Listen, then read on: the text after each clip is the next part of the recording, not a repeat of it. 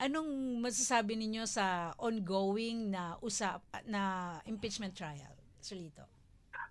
Actually, kung susuriin natin at pinakikinggan ko yung inyong mga pinag-uusapan kanina na Mm. nag-umpisa pa doon sa Quadcom, Mm. nagkaroon pa ng parang mini trial doon Mm. sa Yes. Committee on Justice, Mhm. at pangalawang beses na ito na inattempt ng House of Representatives na matanggal sa political equation si Vice President Inday Sara. Mm. Mhm.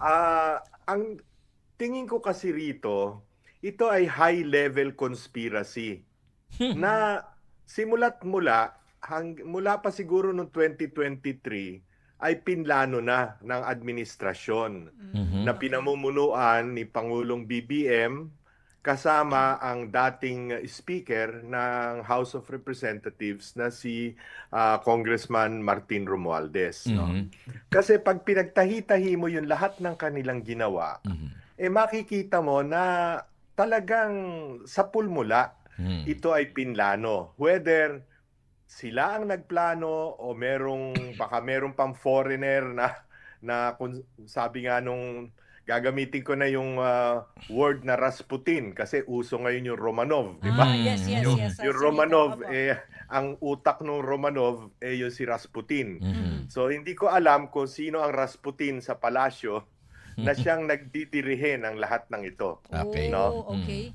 Ah, kasi para bang pareho nung dalawang testigo na galing sa NBI. Mm. Pinoint out na ninyo kanina yung pwede ba magkamali sa spelling? Mhm. Pwede ba magkamali Typo sa date, sa Mhm. mga petsa? Mhm. Pwede bang magkamali na yung Department of Education gagawin mong Department of Justice? Mhm. Kung talagang inimbestigahan mo. Apo. Pwede bang hindi mo konsultahin ang PNP, ang National Security Council, ang ISAP ng AFP, Mhm. kung totoong may banta sa buhay ng Pangulo ng Pilipinas? O talagang sa pulmula, meron ka ng gustong o desired conclusion, Mhm. no? At lalagyan mo na lamang ng laman yung conclusion na yon, no? Mhm. Kaya Mhm. pinagtahi-tahi mo yung mga nangyari, yung base dun sa video na kinuha nyo lamang sa secondary source, no? Mhm. At Mhm. hindi sa primary source. Mhm. Parang pinagtahi-tahi nyo ngayon to para palabasin na grave threat at inciting to the sedition Mhm. yung bugso ng damdamin Okay. ni Vice President Inday Sara dahil nakita niya yung sobrang pang-aapi sa Mhm. kanyang mga tauhan, Mhm. no? Mhm. So yun, and if you notice nga pati sa Quadcom, pati si Pangulong Duterte, di ba? Kung ano-anong mga ginawa nilang disrespect sa isang dating pangulo ng Pilipinas, no? At naglabas sila ng kung sino-sinong testigo na sa totoo lang wala namang sinabing talagang makapagko-conclude ng mga kasalanan na kanilang ipinipinta dito sa mag-ama, no? All the way talagang planadong-planado ito, Mhm. no? Dahil takot na takot sila at siguro pati ibang bansa, no? Takot na manumbalik ang isang Duterte sa Malacanang, no? So posibleng ganyan ang nangyari. Yan ang aking theory of the case, so to speak. Mhm. Mhm. Okay. So, ibig sabihin lamang nito, Sir Lito, marami pa kaya ang mangyayari sa ganitong kaganapan dahil ongoing na itong impeachment trial. Tatagal pa ito di ba pa, Sir Lito? Tatagal pa ito. Hindi ba dapat nga isasalang ng prosecution si Zulaika Lopez, Attorney Zulaika Yes, Lopez, opo. na Chief Bakit of inurong nga Staff po? ni... Oh. Bakit Oo. inurong kaya?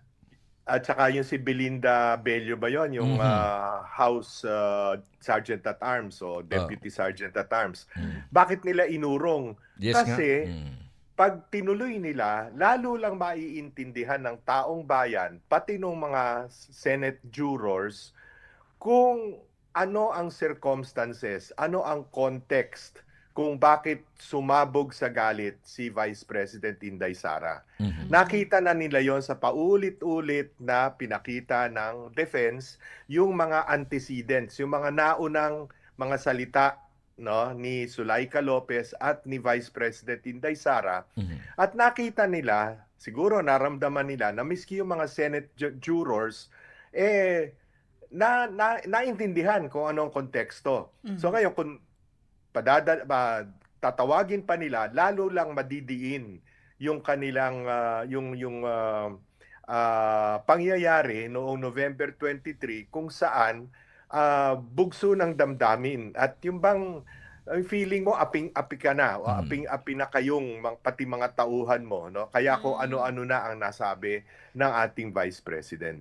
Mhm, mhm. Mm. Okay, binabanggit dito, sir, na talagang ang target naman talaga, bakit nagkaroon po dito ng impeachment kay VP Sara, ay para hindi lang sa tanggalin sa pagka-vice presidente, para hindi makatakbo sa 2028, wala sa kapangyarihan kapag po siya po na-impeach. Ang tanong nga ng iba kung talagang ayaw nyo kay VP Sara, bakit hindi kayo kumuha ng isang manok natatalo sa kanya sa 2028? Totoo yan. Glenn, Mm. matatandaan mo, noong 2014, Mm. nagkaroon ng series of investigation sa Blue Ribbon Committee ng Senado Mhm. na ang pinupuntirya ay si Vice President Jojo Binay, di ba? Tama. Yes, opo. At kung ano-anong akusasyon ang inilatag kontra kay Vice Binay. President Jojo Binay. Mm. Siguro yung template na yon ang nais nilang gamitin, siraan ng siraan si Inday Sara para merong lumitaw na pwedeng ilaban kontra kay VP Inday Sara. Pero tandaan natin, bagamat hindi magkapartido si Pinoy at saka si Jojo Binay, Mhm. hindi inimpeach ng Kongreso si Jojo Binay. Opo. No? Umabot Mhm. yan sa halalan Mhm. na tiyempo naman na nagkaroon ng dark horse, wika nga, yung Mhm. hindi inaasahang kalaban. Ang inaasahang kalaban si Grace po, si Mar Rojas, Mhm. pero sumulpot mula sa Mindanao itong si Duterte. Mayor Rodrigo Duterte. Mhm. At siyang nagustuhan ng taong bayan na Mhm. ihalal na Pangulo ng Pilipinas. Mhm. Ngayon, in contrast, wala ni isang miyembro ng kabinete, congressman o senador na masasabi nating talagang kaalyansa, yung talagang buong-buong pagkakatiwalaan Apo. ni BBM, ni Pangulong BBM, Mhm. na pwede nilang ilaban sapagkat yung mga binabanggit na kung sino-sinong miyembro ng kabinete o yung mga miyembro ng Congress o Senado, hindi umaangat sa single-digit preference. Mhm. Minsan may 1%, may 3%, mataas na yung 5% kung meron man. Opo. Mhm. No? Mhm. At ngayon, napipilitan sila ngayon na makipagsama-sama, magkaroon ng parang pinananaginipan nila, pinapangarap nila na koalisyon na kasama yung kaliwa, kasama yung mga socialist, Yun. kasama yung dilaw o pink na yata, Pinklawan, pink at mga dilawan ganon. kung sino man, Mhm. no? Na makikipag-coalesce dito sa administrasyon ni PBBM. Pero maging ganun pa man, lamang pa rin si VP Inday Sara Yes. despite almost 3 years of demonizing. Mhm. Halos 3 taon na itong drama na ito na wala na silang ginawa kundi magpukol ng dumi kay VP Inday Sara at the same time, yung pinakamasamang ginawa nila na ikidnap pa ang isang Yes. dating Pangulo ng Pilipinas, Tama. no, sa ICC. Samantala ngayon, kababasa lang natin nun kahapon ba o nung maka isang araw, mismo nga Amerika gusto na sarhan yung ICC. Yes, No? opo. Oh, No? kinakampanya yun. Mhm. Ikakampanya pa nila sa ibang bansa na umalis na sa ICC. Samantalang tayo, isang sovereign nation, Mhm. no? Mhm. Sinusuko natin, isinosoga natin ang Oo nga sariling po eh. Pilipino, no? Pilipino, hindi lang basta Pilipino, kundi dating Pangulo ng ating bansa, 81 anyos na, matanda na at masasakti na, itinatapon natin sa ibang bansa na parang wala tayong respeto sa sarili nating judicial system. Yes, Correct. opo. Mhm. So, ano ang nakikita po ninyo, Sir Lito, na maaaring mangyari sa ganitong sistema Mhm. na nagaganap sa ating bansa? Well, patuloy nilang iwe-weaponize ang batas, yung weaponizing the law. Kung ano-ano, tingnan nyo, ginawa nila kay Senador Marcoleta. Opo. No? Mhm. Inakusahan ng plunder, na unang-una hindi naman pera ng gobyerno ang pinag-uusapan. Yes. Pangalawa, miski sinong abogadong tanungin mo, kung sakali man, graft lamang at hindi plunder. Pero ginawang plunder para siya'y makulong, para hindi bailable. Kasi matalino si Marcoleta at pag nandoon sa hanay ng mga Senate jurors, malaki ang kanyang magagawa para maisaayos ang trial sa Senado, no?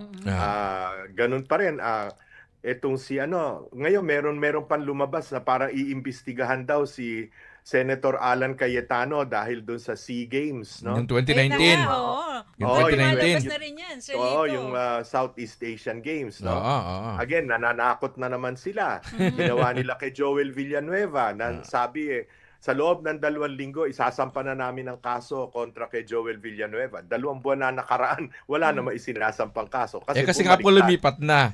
Bumaliktad. No? si Senador Chis Escudero na binanggit sa maleta, binanggit din na nung si Undersecretary Roberto Bernardo na ngayon ay state witness Yun na nga. bilyon-bilyon ang andi umano'y Grabe, nakuha Nangga. niya sa flood control at iba pang proyekto, pero ngayon ay state witness na inilink tahasan sa loob ng Senado mismo sa Blue Ribbon Committee, inilink si Senator Chis Escudero. Pero nasa na yung kaso? Wala na yung kaso. In fact, Senate presiding officer na ngayon si Chis Escudero ng trial ng pangalawang pangulo. Tapos pa, sir. Nakikita naman siguro ng taong bayan ito, no? Na kung basta parang pinaglaban mo si Pacman at saka si Mayweather, pero tinalian mo yung kamay ni Pacman doon sa laban, doon sa awayan. Opo. Ito pa, sir, yun daw sa mga congressman ng mga prosecutor, yung iba raw doon kailangan din daw imbestigahan kasi may mga sangkot din daw doon sa mga mismong katiwalian Ano kaya, sir, ano kaya pakiramdam na ikaw yung taga-usig pero ikaw alam mo na meron ka rin itinatagong kaso regarding sa katiwalian? Hindi lang prosecutor, pati Prosecutor. witness. Oo, pati witness. Sir Lito, Pati go ahead. witness. Glenn, yun na nga pero parang hindi naman sila nahihiya doon sa kanilang mga ginawa. Yun lang. Oo, itong witness kahapon nung kinonfront ni Senator Robin Padilla tungkol doon sa kaso niya na extortion at hulidap sa mga Chinese nationals, no? na isampa na sa ombudsman pero hindi naman kumikilos ang ombudsman. At ang dahilan lamang niya peke daw yung notaryo. Para naman maalala mo yung ginawa nila kay Orly Gutesa. Kesyo, hindi na totoo yung sinabi kasi dubious yung notaryo. Nakikita. I mean, lahat na lang ginagawa nila no. At ito namang mga prosecutors ng House, no. Halos lahat sa kanila sangkot sa flood control Halos lahat sa kanila. Meron nga itong isa na napakadaldal, no. Ang balita ko sa Iloilo, ang pork barrel na tinanggap niya sa loob ng 3 taon ay 4.5 billion pesos. Wow, laki. Sa distrito niya na hindi naman pagkalaki-laking distrito at hindi naman ganun karami ang tao, no? Halos lahat sa kanila nagtamo ng napakalalaking pork barrel. Tama ka. Tama ka, sir. Tapos tapos ito pinag-usapan 125 million, sila billion-billion. Precisely. At Glenn, ko sinasabing conspiracy. Okay. Ang nangyari dito, batay sa mga napag-alaman ko sa mga, alam nyo, dati rin naman akong nagsilbi sa pamahalaan. At naging siguro maganda naman ang pagtrato ko sa mga dinaanan kong tanggapan sa opisina, sa pamahalaan. Marami rin ngayong nagkukwento sa akin, no? Ang kwento nga doon sa confidential funds ng Vice President na 125 million. Yes, opo. Yun daw ay inalok ng Pangulo nung sila'y magkasundo pa as early as July na maliit ang budget nung kay Vice President Leni Robredo ay alam ko marami kang gustong gawin. Sumulat ka lang at mag-request ka ng confidential funds dahil maraming naiwan ang iyong tatay, si Pangulong Digong, sa Office of the President. So sumulat naman si Vice President August nung sumulat. 250 million ang hiningi. Mm. Anong ginawa nila? Inilabas nila yung pondong hinihingi, kalahati lang, 125 million. Kailan nila nilabas? Mhm. December 20. Pagkatapos sasabihin ngayon, sa 11 araw, alam naman natin sa gobyerno, pag hindi mo nagastos ang 11 by the end of the year, magre-revert yan sa budget. No? Hindi mo Tama. na magagasta yan. Mhm. So ang nangyari dyan, sa aking palagay, yung mga gastos na nagamit na, kung basta dahil kung basta may salita ang presidente na bibigyan siya ng confidential funds, so galing na siguro sa sariling bulsa niya, na ginagamit niya dahil meron namang assurance ang presidente. Pero tingnan niyo ang ginawa, Opo. December 20 nang inilabas, para magkaroon sila ng pagkakataong sabihin, no, at nakita natin sa mga investigasyon sa Public Accountability Committee at maging sa Senado na 11 days lang inubos yung 125 million. Million. So talaga yan, tingin ko rito, talagang planadong-planado yung conspiracy against Vice President Inday. Kaya lumabas ang Vice President, inilantad yung mga ganitong Okay. Kaya siya galit na pangyayari. galit. Okay. No? May tatanong ka pa, Glenn? Yung binabanggit ni Atty. Lito, di ko yan, Sir Lito, doon mismo sa conspiracy. Yung si Atty. Ligutan ba yon? Mukhang ngatang sa mga balita, paki-confirm nga po ito, Sir Lito, na Opo. ito ay kaibigan ni Congressman Asidre, maging ito pala si Lutok ay taga Tacloban ba ito, taga Leyte. Ang pagkakaalam ko po, classmate sa seminaryo, si Jude Asidre, Congressman Jude Asidre, at si Virgil Ligutan, yung abogado ng prosecution. Magkaeskwela sila sa seminaryo. Dati sila seminarista, bale. Pagkatapos, itong si Lotok ay taga ron din sa Tacloban. Ano po? Sino po ba ang naghahari sa Tacloban? Hindi po ba si Martin Romualdez, no? Wala naman, hindi naman natin sinasabi na masama yun, pero parang nagkataon lang, no? Parang, di ba? So, yan. Kaya nga nakikita mong conspiracy talaga Planadong-planado. Okay, mabalik tayo dito, Sir Lito, sa usapin ng impeachment trial. Kasi ang concern ng taong bayan ay magkaroon na may mapanagot dito sa flood control project anomaly na hindi naman ito tinutukan ng ating pamahalaan o kaya ng ating mga mamabatas kundi tumutok dito sa impeachment trial. Sa tingin ninyo, makukuha pa ba ng taong bayan yung kanilang kahilingan patungkol dito sa kabila ng mga nangyari na ang dami-dami nang nangyari, may babalik pa kaya yung mga, sabi na natin, ninakaw sa kaban ng taong bayan?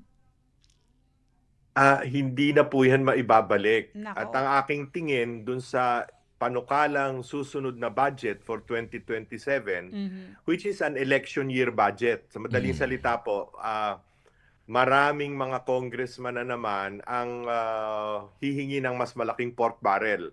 Kasi yung gagastusin nila sa 2027, yun na ang ipamimili nila ng boto sa 2028. Ano Yun po? na naman. So, tataba na naman yung pork barrel. Kung siguro hindi na flood control dahil iskandaloso ng masyado, baka farm to market roads naman ngayon at ang dadalihin nila. Ano po? So, ang nangyari nga po dito ang mapait na katotohanan tungkol sa ating ekonomiya ay hindi tayo umaasenso na pag-iwanan na tayo ng ibang bansa. Correct. Hirap na hirap ang taong bayan, daing ng daing sa presyo ng lahat ng pangunahing bilihin. Maging kuryente, tumaas po ng 40%. Correct. Oo nga eh. Isipin nyo, gaano kahirap yan para sa ordinaryong mamamayan. On the other hand po, ang talagang, ang pag-diagnose mo itong ating economy, apat lamang ang pwedeng, para to summarize it. Yes. Overspending, overtaxing, lahat po ng binibili natin may tax. Overborrowing, ang ating utang ngayon ay 18.55 trillion na as of May. Opo. Palaki pa yan hanggang Disyembre.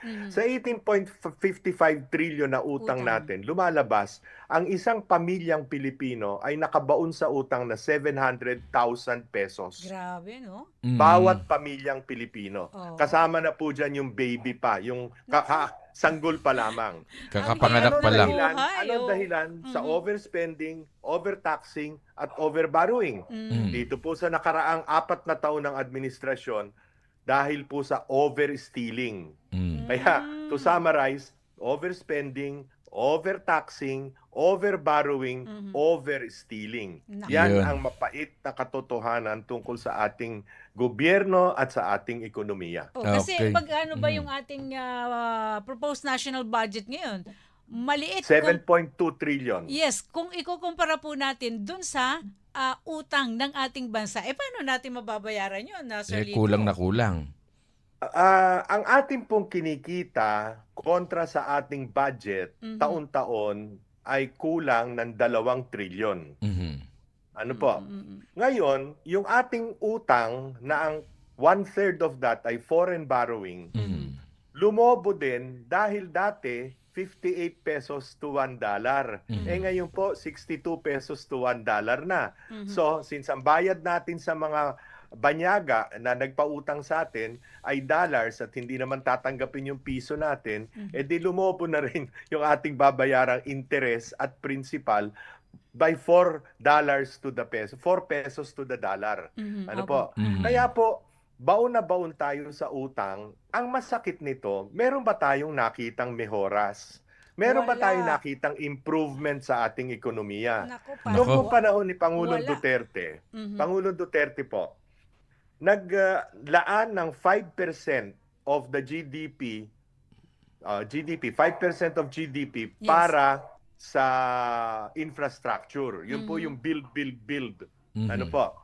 At dahil po doon sa build na yon, nakapag-finance ng Metro Manila Subway, ano po? Yes, opo. Yung commuter railway hanggang Calamba, Kalamba. yung Bicol Extension Project ng PNR, yung elevated railway from Clark International Airport to Manila, at marami pa pong iba. Nagkaroon ng expansion ng mga pier, improvement ng mga pier sa ating mga isla. Pero ang mga yan ay naudlot dito sa unang 4 na taon ni Pangulong BBM kasi nga po nilipat sa unprogrammed allocations yung pondo dyan, at yun namang unprogrammed allocations ang siyang kinukulimbat through the DBM para pondohan itong mga walang kakwenta-kwenta at ghost projects pa na flood control at iba't iba pang mga scandalous projects ng DPWH. Correct. Ano po? Okay. So, wala tayong nakitang kapalit. Yun naman Tama. yung ibig ko sabihin. Lubog Kundi na lubog ayuda. Ayuda, di po tama. ba? Opo, Na opo. ano po ba ibig sabihin ng ayuda? Nandun ako yung 4Ps, maganda naman pong proyekto yan. Yes, Pero opo. yung kung dami-daming ayuda, may TUPAD, may MAIP, may AKAP, may AIX, AX. para Tama. pong ginagawa tayong pulubi. Mahirap na nga ang mga Pilipino, naghihirap na nga dahil sa inflation. Pero ngayong ginagawa pang pulubi, pumipila, halimbawa para sa 20 pesos na bigas. Ano po bang, alam naman natin na sa law of supply and demand, imposible yes. yung 20 pesos, hindi sustainable yon. Yes. Pero ang nangyari, tayo, dahil hindi naman po tayo pumipila sa 20 pesos na per kilo na bigas, magkano po ang bigas natin? 60 pesos, di po ba? O 65 isang kilo. Aha. Magkano po noong panahon ni Pangulong Duterte? 45 pesos. So hindi po yan 20 pesos na kilo ng bigas, kundi 20 pesos na dagdag sa presyo ng bigas. Tama, Wait, okay. naalala Yan po ko ang yung nangyari sa atin. yung ngayon, Sir Lito, yung programa ng gobyerno na ipinopromote talaga yan yung bigas, yung tinimpang mo pero kulang. Alam niyo po ba? Yan ang ano ngayon eh. Yung 10 kilo, naging 8 kilos. Yung Opo. BBM yun eh. Ay, BBM. Opo, yung, Yung bigas bagong project. Pilipinas na. Yung bagong bigas, Pilipinas, ano. tama si Sir Lito doon. Ewan Nakakalungkot ko nga po isipin, kung sino ano? bumuburiki doon. Oh, 10 kilos, naging 8 kilos eh. Nawala yung 2 kilo. Kaya tinimbang Okay. ko, Hindi subalit hindi kulang. naman po siguro Malacanang o DSWD ang gumawa noon, kundi yung mga barangay, yung mga yun na nga po nangyayari Nakakalungkot, sa ano? atin. Nakalagay. Dahil nakikita nila ang ehemplo ng katiwalian sa itaas. Mm-mm. Lahat-lahat na ng mga taga-gobyerno gumagawa na rin ng para-paraan para kumita. Mm. Ayun po, naging pandemic na ang corruption dito Ay, sa nako. ating bansa. Sabi nga daw eh, bawat bigas may bawas. Ay, nako. Pero sir, balik tayo sa impeachment. Oh. Binabanggit na ito mukhang atang may panukala, hindi ko lang alam, na mukhang ata sa mga balita, mukhang atang iano ni Senator Ping Lacson na wag nang maging 16 ang magiging threshold ng mismong ng mismong pagboto kung Two-third. talaga bang mako-convict itong si BP Sara, ano ho. Tsaka mukhang ikay ba'y naniniwala na sila ni Senator Ping Lacson na kahit ano pang ano, hindi na magbabago yung isip nila, yung mismo sa grupo nila na talagang kahit maglatag ng matibay na depensa, witness itong mga nasa defense, hindi, iko-convict talaga nila. Nako. Ano po sa basa nyo? Ang takot po nila talaga ay merong mga, sabihin na nating loyalist si Inday Sara na buo na rin ang kanilang isip na itong impeachment trial na ito ay panghaharas lamang. Part of a demolition campaign. Okay. Kaya pag binilang natin yung mga malamang ay magvo-vote to acquit o di kaya yung mag-vote, hindi boboto, hindi makakaboto, ibig sabihin abstention dahil kinulong nila. Ano po? Opo. Parang nakikita kong malamang na mag-a-acquit at mag-a-abstain, hindi makakaboto, ay por lo menos 12. Ano po? Since ang threshold natin ay 16, yan po yung 16. nakasulat sa konstitusyon. Yes. Apo. Hindi po pwedeng baguhin yung arithmetic niyan. Correct. 2/3 of all the members of the Senate. Mapwera na lang kung may mamatay, merong mag-resign, o merong ma-expel. Hindi naman po mangyayari siguro yon. Ano po? Opo, okay. So, we're talking of 16 because that's 2/3 of 24. Sa tingin ko po ngayon, nakakasiguro na ng 12 na acquittal ang magiging boto. Kaya po pilit na pilit yung iba na kino-question yung threshold na 16 votes. Pero miski ano pong gawin nila, kailangan pong dumulog sila sa Supreme Court para dyan. Hindi nila pwedeng gawin yon na sila lamang. Pagdating naman po sa Supreme Court, malamang at sa hindi, paninindigan ng Supreme Court yung letter of the Constitution. Pati na yung spirit of the Constitution Yes. tungkol sa 16. Kasi po talagang ginagawang mahirap ang pag-convict sa isang impeachable official. Lalo na po, at itong ini-impeach nila ay hindi naman appointive official. Halimbawa, Commission on Elections, Ombudsman, COA, yan ay mga impeachable officers. Opo. Pero yung mga yan ay inappoint lamang ng Pangulo. Pero ang ini-impeach nila ay pangalawang pangulo na binoto ng taong bayan. 4 na taon pa lang ang nakakaraan. At ano ang botong nakuha niya? 32 million votes. Yes. Ano po, pinakamataas sa buong kasaysayan ng ating bansa.